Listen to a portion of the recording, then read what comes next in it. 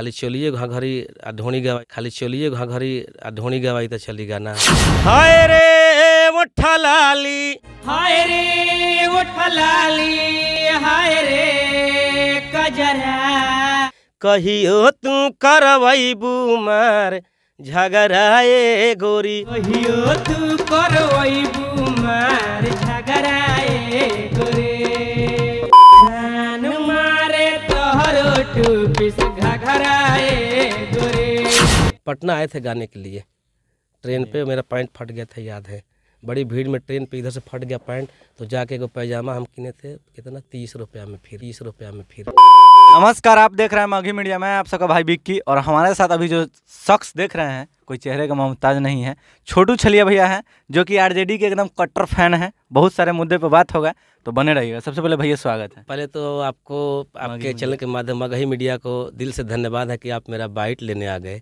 अच्छा लग रहा है भाई, आप लोग स्टारों के पास जाते हैं लेकिन मेरे पास भी आए हुए भैया। अभी एक समय था, स्टारों से कम नहीं है, अभी भी इस तरह से कम बैक हुए हैं जिस तरह से आपका वो गाना आया है डाटा था करियावा, डहा था करियावा, वो 1 मिलियन क्रॉस कर गया। कैसे आप भैया बोल दिए कि स्टारों का इंटरव्यू लेता है, आपका क्यों नहीं लेंगे? अभी एक अपने आप में नहीं, हम अपने को स्टार नहीं समझते हैं, और अच्छा लगा कि आप मुझसे ले रहे हैं न्यूज़। और साथ जितने हमारे मगह के लोग हैं सभी लोग को प्रणाम नमस्कार है, इनको देखने वाले जितने लोग हैं। मेरा गाना आप लोग सुनिएगा, बहुत बढ़िया आया हुआ डहा तक करियावा, और एकदम दर्दनाक, इतिहास में शायद मैं कोशिश किया हूँ ऐसी पहली बार सॉन्ग होगा बेटी बहन मिल्की म्यूजिक पे जो आया हुआ है। भैया दर्शकों को 2 लाइन सबसे पहले वो गाना होना चाहिए।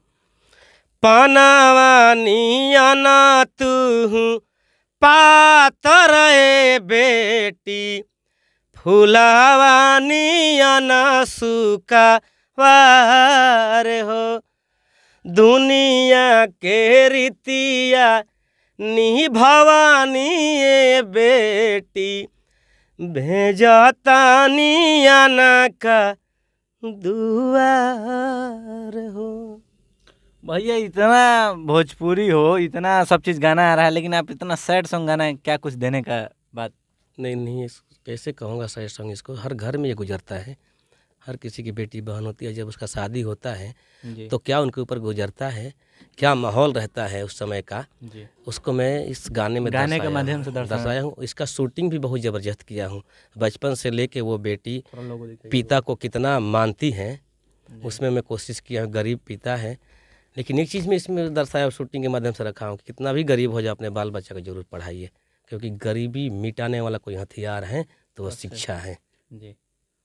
अच्छा भैया, क्या कुछ दर्शकों को कहना चाहिएगा? आपका एक और गाना आया था पलटू गिरगिट करके, कुछ वो जो सरकार के, हाँ वो भी गावता है, लेकिन हमारे जो आइल बा ये टी सीरीज पे जो हमारे 1 डे 1 मिलियन को गाना डहा तक करिए बा, ओकरो के एक लाइन सुना देता नहीं हम। उस गाने को भी आप लोग हमारे Bhojpuri T series 1 million cross कर गया। हाँ, तो गाना बा एक करिया लड़का के सुंदर मेहरारू मिल गई, खूब स्मार्ट।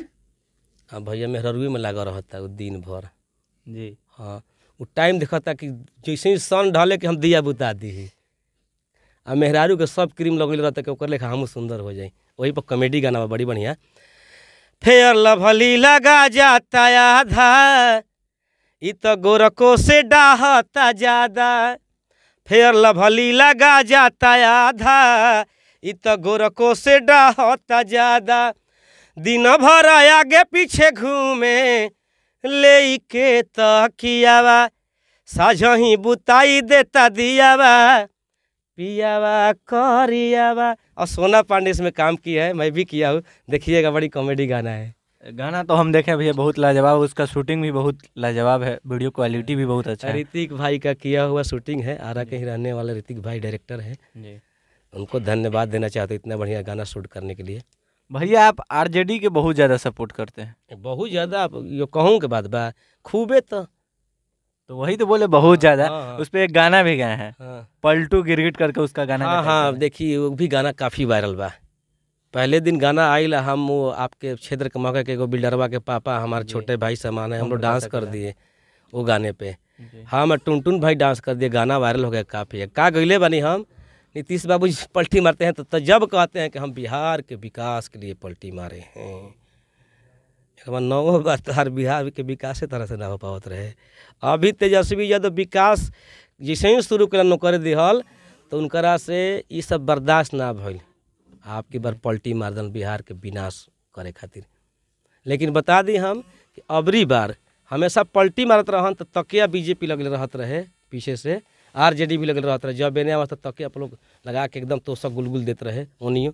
लेकिन अब की बार बीजेपी तोसके में बड़ा बड़ा कांटा घुसा दिले बा, आपकी गोली बन तो खूब चुभता। लेकिन आई गाना सुनी जका गोली बनी, ना आरजेडी भावेला ना बीजेपी भावेला ना नैहरवे भावेला ना ससुरवे भावेला, लालू के गोदी कभी मोदी के गोदी, लालू के गोदी कभी मोदी के गोदी, जाले घूंघटा उघारे, आय हाय रे इहो पलटू कुमारे, आय हाय रे इहो कुर्सी कुमारे, ऐसा नसीम मिले मुश्किल से, सौसे बिहरियन के खेल जाले दिल से। तेजस्वी जी ने नौकरी देवे का आप किलन, ये सब बेरोजगार के दिल से खेल गइलन। तेजस्वी के काम से ही गोहिले डेराई, देले विकास के माटी में मिलाई, दिहल नौकरिया भइल ना गवारे, दिहल नौकरिया भइल ना गवारे, बेरी बेरी पलटी मारे, आय हाय रे इहो पलटू कुमारे, आय हाय हाय हाय आय हाय। अच्छा भैया, ऐसा भी बहुत सारे लोग कहते हैं कि छोटू छलिया यादव हैं। हाँ। आप यादव हैं तो यादव का समर्थक है। नहीं, तो ऐसा इसका क्या ऐसा कहना चाहिए? ऐसा बात नहीं है कि जादव है तो केवल हम जादव के समर्थन, जो लोग अच्छा करेंगे सब लोग सबका समर्थन करता हूँ, ऐसा थोड़े हैं। सबका समर्थन सब करते हैं, एकदम सब। लेकिन आपको अक्सर देखा जाता है जो लालू अच्छा, पार्टी के नाम पे हम आरजेडी के लिए गाना गाता हूँ, जी, ये खुल्लम खुल्ला कहता हूँ मैं। क्यों? और लेकिन हम सभी लोग से प्यार करते हैं, ये नहीं कि इसका मतलब ये है कि मैं और जादव हूँ तो और जात लोग से नहीं प्यार करता हूँ। एक से एक मेरे मित्र दोस्त ऐसे हैं कि एकदम दिन रात हम साथ ही रहते हैं।